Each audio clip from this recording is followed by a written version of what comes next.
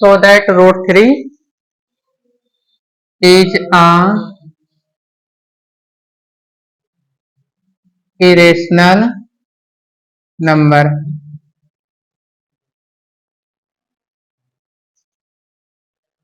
So that root 3 is a irrational number.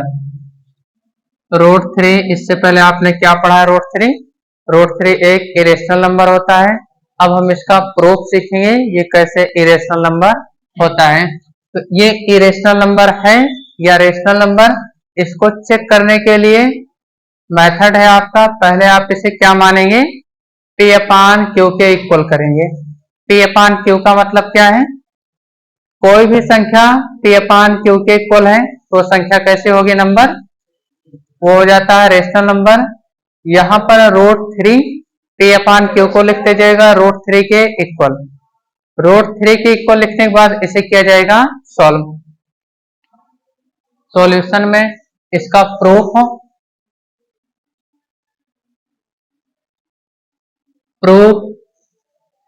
Root 3 irrational number इसने कहा है, हम लेट कर लेंगे root 3 is a rational number. Let root 3 is a rational number.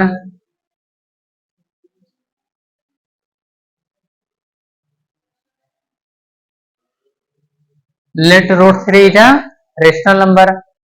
ये root 3 rational number है, इसे कैसा लिख सकता हूं? Root 3 equal P upon Q लिखा जा सकता है। इसका कीजिए क्रॉस मल्टीप्लाई, क्यू का रूट 3 में मल्टीप्लाई, 1 का पी में मल्टीप्लाई। यहां पर क्यू की वैल्यू क्या है? पी अपान क्यू है। वेयर क्यू कैसा होगा? Where Q does not equal 0 होगा। क्यू की वैल्यू 0 आ जाएगी तो पी अपान 0 हो जाएगा, और पी अपान 0 का मतलब क्या आएगा? इन्फिनिटिव, और इन्फिनिटिव आपका रेशनल नंबर नहीं होता है। क्रॉस मल्टीप्लीकेशन करने पर क्या आएगा? रूट 3 क्यू इक्वल आ जाएगा पी, क्यू का रूट 3 में मल्टीप्लाई, 1 का पी में, और पी इक्वल हो जाएगा रूट 3 क्यू आ जाएगा स्क्वायरिंग बोथ साइड।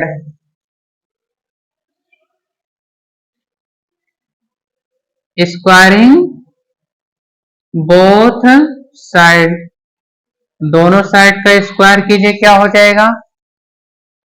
पी का स्क्वायर का मतलब क्या होगा?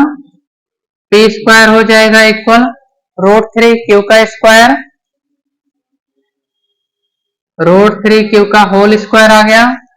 ये है पी स्क्वायर इक्वल रूट 3 का रूट 3 में मल्टीप्लाई 3 होगा, रूट 9 होता है, और रूट 9 की वैल्यू 3 आ जाएगा। और क्यू का स्क्वायर, क्यू स्क्वायर हो जाएगा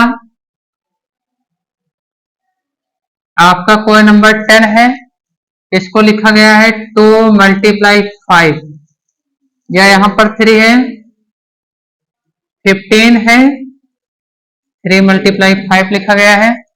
यहां पर ये होता है 5 से 15 डिवाइड हो रहा है, और 3 से भी 15 डिवाइड हो रहा है। इसका मतलब 3 से पी स्क्वायर डिवाइड होगा। ऐसा आप मान लीजिए पी स्क्वायर की वैल्यू 15 है, 3 है, और क्यू स्क्वायर की वैल्यू है 5। तो आप ये बताइए 3 से पी स्क्वायर डिवाइड होगा, हो जाएगा डिवाइड। तो हम यहां पर लिख सकते हैं since P square is divisible by 3,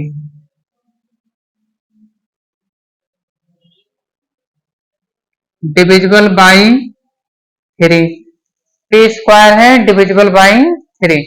P square ये 3 से 15 हो रहा है, और पी स्क्वायर को माना गया 15 है, क्यू स्क्वायर को माना गया 5। ये एक ही प्रोसेस है। इसी प्रोसेस से आप रूट 2 को भी सॉल्व करना सीख लेंगे, रूट 5 को भी सीख लेंगे, रूट 7 को। ये सब नंबर इसी प्रोसेस से सॉल्व होगा। एक को ही आप अच्छे से समझने का प्रयास कीजिए। P square is divisible by 3 होगा, this implies t is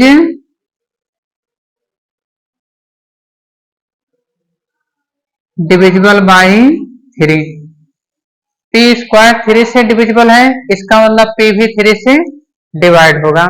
P square 3 से डिवाइड हो गया।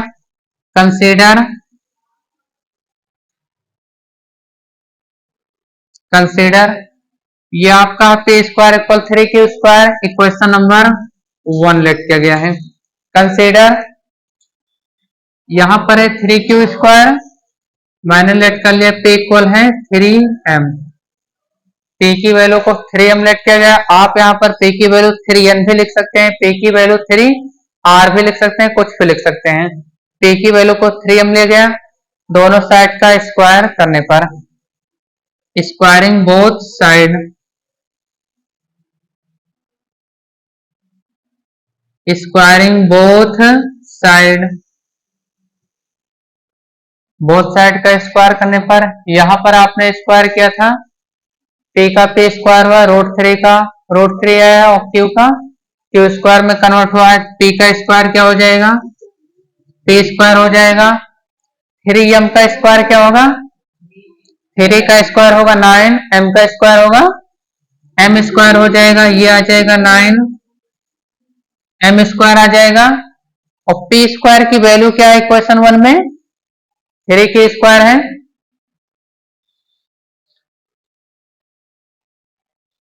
यहां पर आपको दिया गया पी स्क्वायर की वैल्यू है 3 क्यू स्क्वायर, यहां पर है P square equal 9m square. Equation 1 से पी स्क्वायर की वैल्यू इस इक्वेशन में रख दीजिए। पी स्क्वायर के स्थान पर रख सकता हूं 3 क्यू स्क्वायर, यहां पर है पी स्क्वायर इसके इक्वल, ये है पी स्क्वायर इसके इक्वल, या ऐसा देखिए यह है equation number 2 from equation 1 and 2, from equation 1 and 2। 1 and 2 से क्या हो जाएगा, टी स्क्वायर 9m स्क्वायर के इक्वल है, टी स्क्वायर 3q स्क्वायर के इक्वल है, तो दोनों इक्वल हो जाएगा।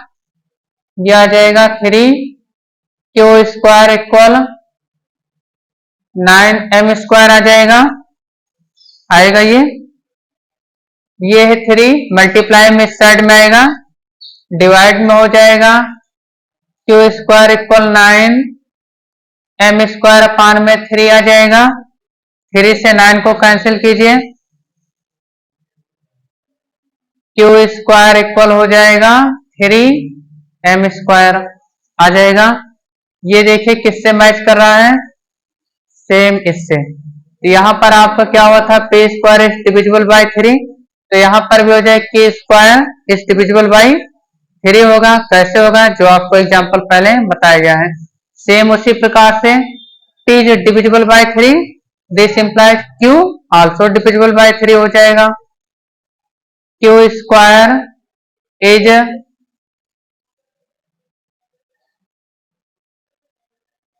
डिविजिबल बाय 3 हो जाएगा। This implies Q is divisible by 3। Q square 3 से डिवाइड हो रहा है, तो क्यू भी किससे डिवाइड होगा, 3 से। ये सेम जैसे ये वाला प्रोसेस किया गया वैसे ही इसको भी किया गया। अब यहां पर आप देख सकते हैं ये टी 3 से डिवाइड हो रहा है, क्यू 3 से डिवाइड हो रहा है। कोई नंबर जब एक ही संख्या से डिवाइड हो रहे हैं तो उसका एचसीएफ क्या होता है, जैसे यहां पर है 10 को लिखा जा सकता है 2 मल्टीप्लाई 5, 15 को लिखा जा सकता है 3 मल्टीप्लाई 5 लिख सकता हूं। इसमें कॉमन नंबर क्या है, 5 है। तो आपको पता है 10 एंड 15 का एचसीएफ क्या होता है, जो दोनों में कॉमन होता है। तो यहां पर देखिए टी 3 से डिवाइड हो रहा है, क्यू भी 3 से डिवाइड हो रहा है, तो दोनों का कॉमन क्या दिखा, 3 है, तो इन दोनों का एचसीएफ क्या आ जाएगा, 3 आ जाएगा। Hence HCF P and Q, P comma Q क्या हो जाएगा 3 HCF आ गया। आपका ये HCF आना चाहिए था 1, क्योंकि मैंने इसको माना है रेशनल नंबर, रेशनल नंबर माने पर आया है 3, लेकिन आना चाहिए था ये 1। यदि ये 1 आ जाता तो हम इसको कह सकते थे कैसा नंबर है, इरेशनल नंबर है, लेकिन यहाँ पर आया क्या है 3। 3 डज नॉट इक्वल 1 होता है, 3 की वैल्यू 1 के इक्वल कभी नहीं होती है, या 3 1 के बराबर नहीं होता है। अब आपका ये 3 आया है, आपने माना क्या है, ये कैसा नंबर है रेशनल, इसको लो आपने गलत माना है। This implies your prediction is incorrect. This implies या माई प्रेडिक्शन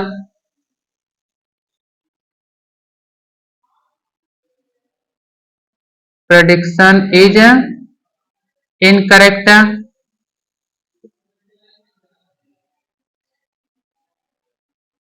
इसका मतलब आपने जो माना है वही गलत है, वो गलत है। This implies √3 is a irrational number. √3 is a irrational number. √3 is a irrational number. समझ में आ गया है? ठीक है, नोट कर लीजिए।